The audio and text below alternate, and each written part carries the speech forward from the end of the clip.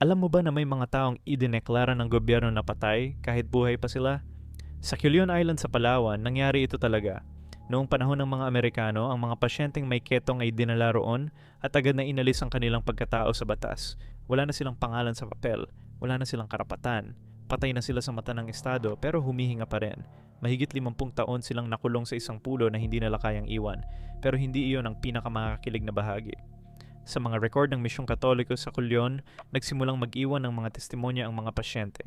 Nagsusulat sila tungkol sa mga nilalang na lumalapit sa kanila sa gabi, mga anino na tila nakikilala sila, hindi bilang mga buhay, hindi bilang mga patay, kundi bilang kung ano talaga sila sa batas, mga nilalang na naiipit sa dalawang mundo.